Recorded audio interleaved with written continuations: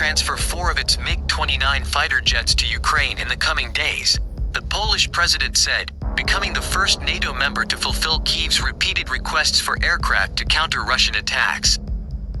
The U.S. is conducting an assessment of its drone operations in the Black Sea area, weighing the costs and benefits of the flights, several officials told CNN.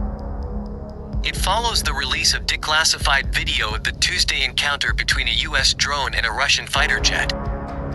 Russia may have recovered some small pieces of debris from the drone, according to a U.S. official.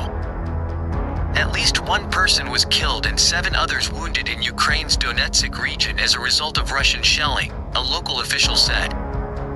Russia is said to be ramping up presence in the Black Sea.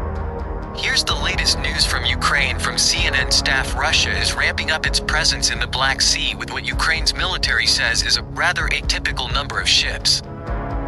The increased number of vessels could be intended as a demonstration of dominance at sea, after Tuesday's downing of a U.S. drone by a Russian fighter jet, the military said.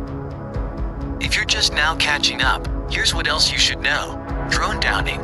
The U.S. is conducting an assessment of its drone operations in the Black Sea area, weighing the costs and benefits of the flights, several officials told CNN. The Pentagon plans to compare the potential intelligence value of a particular route versus the risk of escalation with Russia, they said. In the meantime, the U.S. believes Russia has recovered some debris from the surveillance drone, an official familiar with the matter told CNN. Russian Foreign Ministry spokesperson Maria Zakharova said Thursday that it's important to keep open the lines of communication between Washington and Moscow following the incident. In Washington, U.S. Senator Mark Warner said the Senate Intelligence Committee awaits more information on the drone downing, but that it was a clear sign Moscow was on its back heels. Putin's address.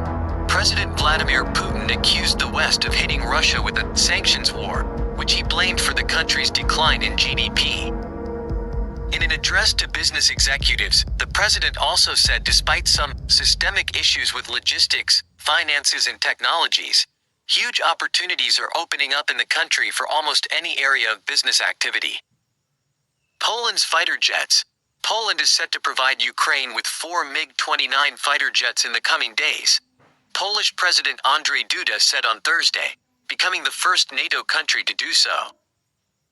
According to the White House, the decision won't spur President Joe Biden to send U.S. F-16 aircraft. U.S. Secretary of State Antony Blinken said that the decisions countries make to provide Ukraine with military aid are sovereign decisions. Other news: Ukrainian officials held discussions Thursday with leaders of the United Kingdom, China, the United States, Latvia, and Estonia. At least 1 person was killed and 7 others wounded in Ukraine's Donetsk region as a result of Russian shelling, a local official said.